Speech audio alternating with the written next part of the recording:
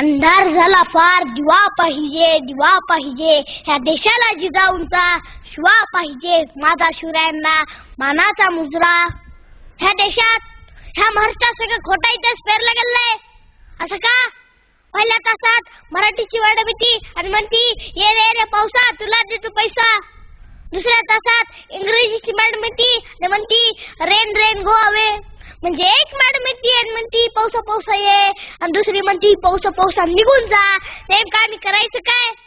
सात खोटा इतिहास ह्या मराठी लोकांच्या डोक्यात पेरला गेलेला आहे। कोणी म्हणतं की भवानी मातेने शिवरायांना तलवार दिली होती, खरं तर राष्ट्रमाता राजमाता जिजाऊंनी त्यांच्या नगदी पैशानं विकत घेऊन तलवार दिली होती। आणि वेंकुजराय आणि शिवरायांनी भांडण नव्हते केले, खरं तर तुम्ही त्यांच्या घरातल्या त्यांच्या मित्राला त्यांच्या भावालाच तुम्ही शत्रू बनविलं आणि आमच्या शिवरायांनी शत्रूलाही मित्र बनविलं। जो अफजल खानला मारला गेलता तेव्हा प्रतापगडाच्या पहिल्या पायथ्याला ही कबर बांधली गेलती का की आमचे शिवराय शत्रूलाही मित्र मानतात आणि तुम्ही मित्रालाही शत्रू बनविलं। आणि खरी जयंती लोकमान्य ठिकाणी नाही चालू केली, खरी जयंती महात्मा फुलेंनी त्या आचरागडावर येऊन पूर्ण झाड कोपे कापून त्यांनी शिवरायांची समाधी उडकली होती आणि समाधी उडल्याच्या नंतर स्वतःच्या हाताने तिथं फुलवले बा म्हणाला लात माणूस खाली पडले म्हणला शिवकायचा देव होता का? इथला सगळं तर मीच आहे, जे काय देतात फक्त मला दे एवढे करून ते थांबले नाही। त्यांनी संभाजी राजाचा ही खोटा इतिहास काढला। मी सांगतो की तुम्ही पाडवायसन करू नका। त्या दिवशी छत्रपती संभाजीला मारले गेले, फाल्यावर त्यांचं तोंड लावून गावात मिरवलं गेलंय आणि मला खूप दुःख आहे की तेच मराठी लोक ते सण साजरा करतात आणि त्याच हिंदू धर्मात तर उलटा तांब्या म्हणजे आसोबाईन तुम्ही गुडून उलटा तांब्या कसा लावतात? त्या जागेवर भगवा झेंडा उभा संभाजीराजांच्या फुटाला हल घालून त्यांना मानाचा मुजरा द्या, मानाचा मुजरा। हे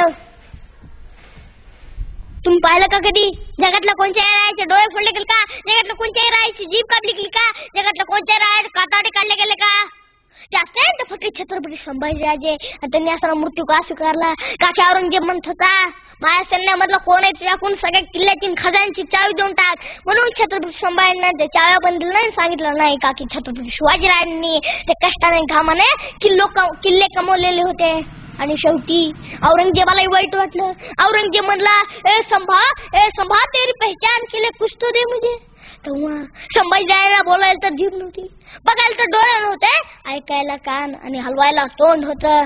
त्यांनी असं केलं का की त्यांच्या मनात चाललं होतं औरंगजेबा मी तुला घ्यायची काय, मी तुला शिव सुद्धा देणार नाही का की मला आऊसाहेबांनी दिलीये।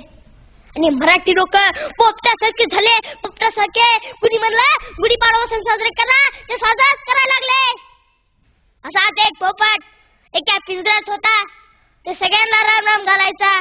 एका दिवशी त्या घरातली मालकीन मिली, खूप लोक जमा झाले, ते त्यांनाच राम राम घालायला लागला। मग माणूस सणांच्या कानात म्हणला की आज आपल्या घरातली मालकीन मिलीये, राम राम घालायचा नसतो।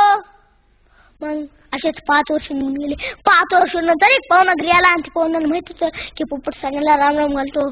5 वर्षाच्या नंतर ते पाहुणा त्या पोपटाला म्हणतो 5 वर्षाच्या नंतर राम राम पोपट मामा। तो पोपट उत्तर देतो की आज आमच्या घरातली मालकीन मेली, राम राम घालायचा नसतो। ते पोपट तरी 5 वर्षापूर्वी घोकत आलता, पण मराठी लोक 300 वर्ष झाले तेच घोकत आले।